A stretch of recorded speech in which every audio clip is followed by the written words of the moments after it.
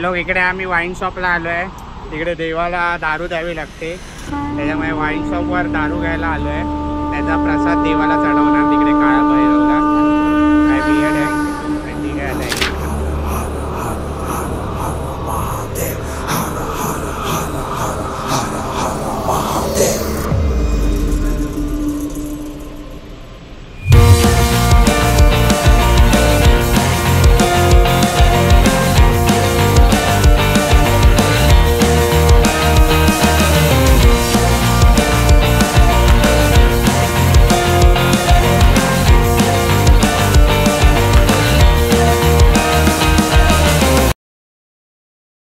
मला बसने कुठेतरी सोडलाय इकडे.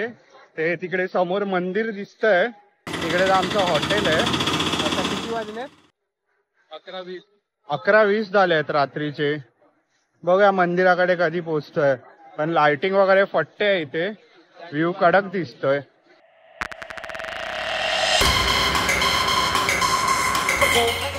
इकडे सुरुवातीला कॉरिडॉर आहे ज्याच्यावर थोडा आपला धार्मिक हिस्ट्री आहे. त्याचे थोडे रिलीफ स्ट्रक्चर्स आहेत.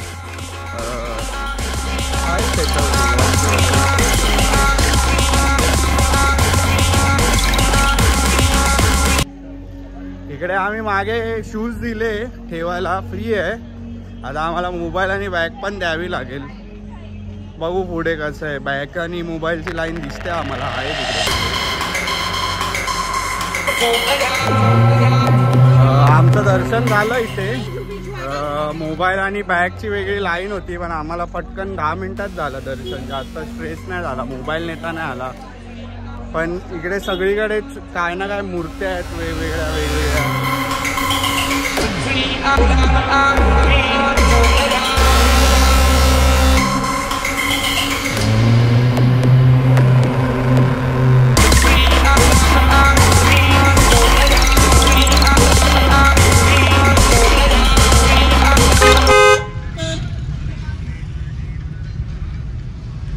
हा भाई लोग, आता आपण उज्जैनच्या महाकालचं दर्शन घेतलंय. आपल्याबरोबर भाई, आपका नाम क्या? सचिन ना? सचिन माली.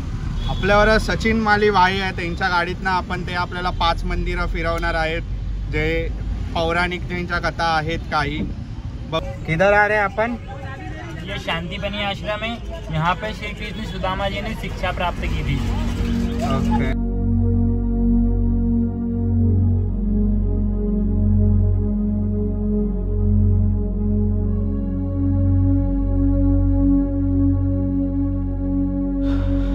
इथल्या लोकांच्या म्हणण्यानुसार इकडे कृष्ण भगवान आणि सुदामांनी इकडे आपले विद्या प्राप्त केलेली.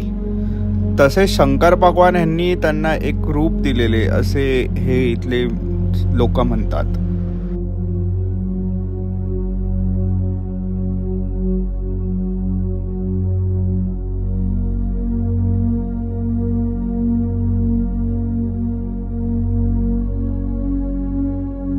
या कॅम्पसमध्ये श्रीकृष्णांनी शिकवलेल्या 14 विद्यांचे भिंतीचित्र आहे. रुको रुको. हाँ बोलो. सबसे पहले जय श्री महाकाल. देखो, जानकारी ये है कि अपन जिस मंदिर पे जा रहे हैं, ये जो मंदिर है मंगल का है. और मंगल का जो मंदिर है ये पूरे भारत और पूरे विश्व में ये एकमात्र मंदिर है. ये एकमात्र मंदिर इसलिए माना जाता है क्योंकि मंगल का मंदिर नहीं बल्कि मंगल ग्रह की जन्मस्थली है. जिस प्रकार महाराष्ट्र में शनि शिंगणापुर में शनि की जन्मस्थली है, पुष्कर जी में ब्रह्मा जी की है, उसी प्रकार उज्जैन नगर के अवंतिया खंड में ये मंगल की जन्मस्थली है. ये शिव के पुत्र है, तो अंदर इनकी सवारी नंदी नहीं है. नंदी की जगह भेड़ है. इसका कारण ये मेष और वृश्चिक राशि के स्वामी.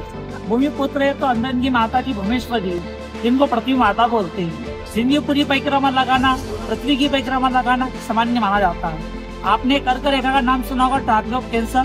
कर्क रेखा जो ऐसे मंदिर के शिखर के ऊपर से निकली है, यहाँ से जाती है महाकाल और महाकाल से जाती है सोमनाथ. इकडे सुरुवातीला कसलेली पूजा चालू आहे. जसे आपल्या इकडे नारायण नागपंचमीची पूजा असते, त्या झोन मध्ये काहीतरी पूजा चालू आहे.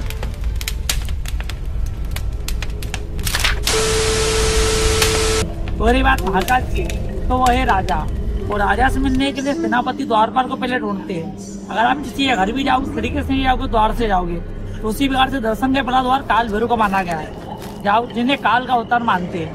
यहाँ पर अपन देसी दारू पिलाते हैं। दारू पिलाने के कारण उन्हें ब्रह्म हत्या का दोष है, तो वैसे दारू का पहले पीते हैं। वैसे द्वारपाल में द्वार खोलेंगे, आपको रास्ता मिलेगा, तब जाके महाकाल के दर्शन होंगे, वरना पहले महाकाल को करते नहीं, क्योंकि वो राजा है और राजा अपने द्वारपाल को पहले ढूंढेगा। तो पहला द्वार काल भैरव का माना गया। यहाँ पे चलती देसी दारू, देसी इसलिए कि 1000-1500 में केवल पेट का भला होता है, 90% आते पेट की पूजा में जाता है। इसकी सोच और थिंकिंग ये रहती है, बाबा दारू कहना पे मैं जरूर पीऊंगा, ये मेरी फेवरेट है। चढ़ाओ देसी चढ़ाना वही मेन प्याला है जो पिलाने से अपने घर के कालकलश कटेंगे और महाकाल के दर्शन लगेंगे।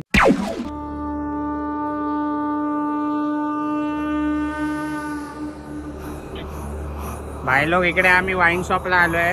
तिकडे देवाला दारू द्यावी लागते, त्याच्यामुळे वाईन शॉपवर दारू घ्यायला आलोय।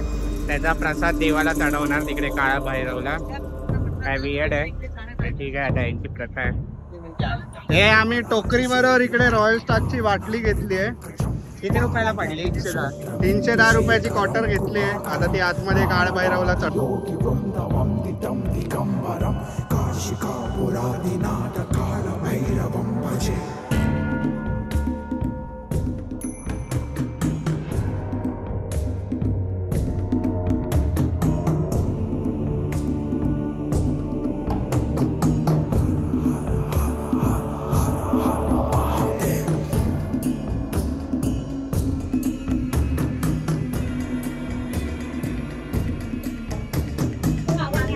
भाई लोग, 1.5 तास लाईन मध्ये उभं राहिल्यावर आता फायनली आम्ही गेट जवळ पोहोचलो आहे। समोर मंदिर दिसतंय काळ भैरवचं। आता मंदिरात किती वेळात पोहोचतोय बघूया।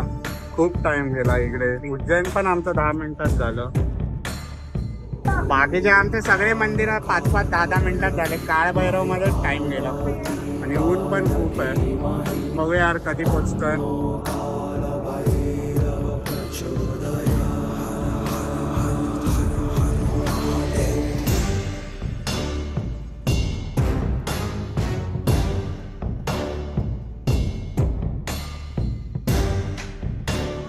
त्यांनी आमची थोडीशी दारू काढून घेतली, त्यांच्या तांब्यामध्ये थोडीशी टाकली आणि आमची बॉटल परत केली। देव होता तिकडे, देवाचं दर्शन घेतलं आम्ही आणि पायाही पडलो। इकडे आपण गडकालिका देवीला आलेलो। हे 52 शक्तिपीठांपैकी एक आहे। इथे समोरच मे बी ते सिंहाचं त्यांचं वाहन आहे। आतमध्ये देवी आहे। छोटंच मंदिर आहे, पटपट दर्शन झालं। इकडे एक दीपमाल पण आहे, सुंदर मंदिर आहे, पटपट। आम्ही हरसिद्धी मातेच्या बाल्लाच इकडे देवीच्याच मंदिराच्या बाल्ला इकडे गणेश मंदिर आहे। इकडच्या लोकांची मान्यता आहे की रामायणाच्या वेळेस प्रभू श्री रामचंद्रांनी स्वतःच्या हाताने ह्या मंदिराची स्थापना केली। हे बाय सचिन माळीबाय आहे, ह्यांनी आम्हाला आज सगळे मंदिरं फिरवली एकदम चीपमध्ये। ह्यांचा नंबर आम्ही डिस्क्रिप्शनमध्ये देतोय, कधी उज्जैनला आले तर यांना कॉन्टॅक्ट करा। मस्त आहे, यांची इको गाडी आहे, फुल कम्फर्टेबल आहे, मजा आली त्यांच्याबरोबर। इन्फो वगैरे पण त्यांनी सांगितली सगळ्या प्रत्येक मंदिराची। चलो बाय, थँक्यू। जय श्री महाकाल। जय श्री महाकाल। आपण हरसिद्धी माताच्या मंदिरात आलेलो। हे शक्तिपीठांपैकी एक शक्तिपीठ आहे। इकडे मेन तर त्या हरसिद्धी माताचं एक मंदिर होतं, नंतर एक शंकराचंही मंदिर होतं, एक गणपतीचंही मंदिर होतं, तसेच 2 दीपस्तंभ होते आणि नंतर एक असं अंडरग्राउंड मंदिर होतं, तेही हरसिद्धीचंच होतं। ते असं थोडंसं एका खोलातनं बघायचं होतं, ती खाली देवी दिसत होती खाली। आमच्या व्हिडिओवर जास्तीत जास्त कॉमेंट आणि लाईक करा। आम्हाला तुमच्या कॉमेंट आणि लाईकची खूप गरज आहे। आणि भावलॉग्स ट्रॅव्हल पार्टीला सबस्क्राईब करायला विसरू नका।